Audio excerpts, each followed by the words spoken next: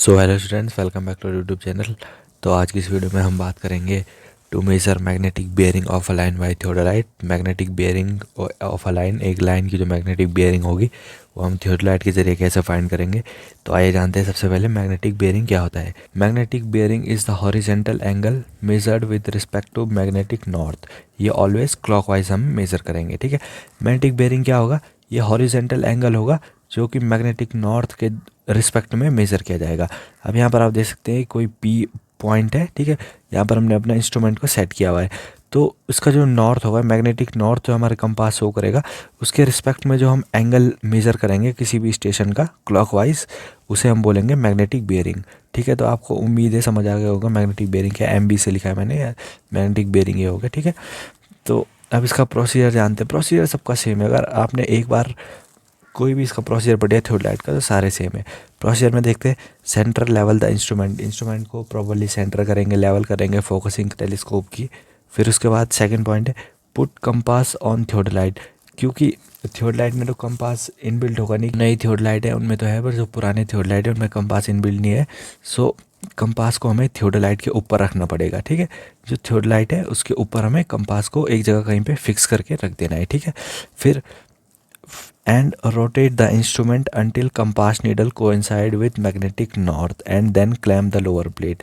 फिर उसके बाद जैसे ये इंस्ट्रूमेंट है, इंस्ट्रूमेंट के ऊपर हमने कंपास रख दिया। फिर इंस्ट्रूमेंट को ऐसे घुमाते रहना है जब तक इसका नॉर्थ कोइंसाइड नहीं हो जाता, ठीक है। तब तक इंस्ट्रूमेंट को ऐसे आपको घुमाते रहना है, ऐसे ऐसे, ठीक है। फिर जहाँ पर एकदम कंपास नीडल कोइंसाइड हो गई मैग्नेटिक नॉर्थ के साथ, फिर वहीं पे आपको लोअर प्लेट को क्लैम्प कर देना है। Then clamp the lower plate को टाइट कर देना है, ठीक है।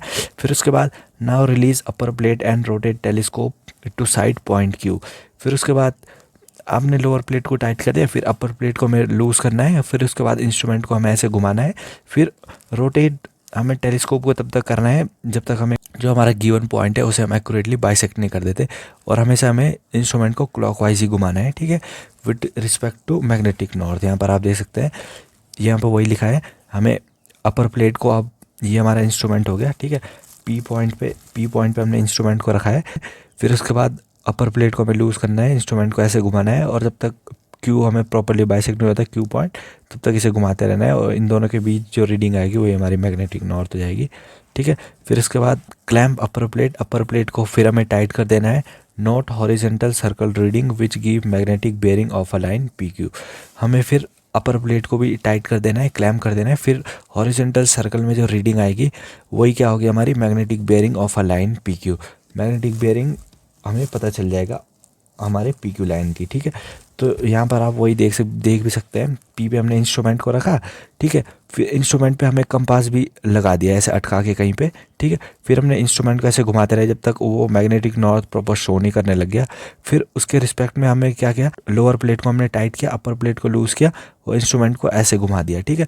हमने क्यू पॉइंट को प्रॉपर्ली बाइसेक्ट कर दिया, जो हमारा क्यू पॉइंट था, ठीक है। तो इन दोनों के बीच हॉरिजेंटल सर्कल में जो रीडिंग आ गई वही हमारी क्या होगी, magnetic bearing of a line होगी।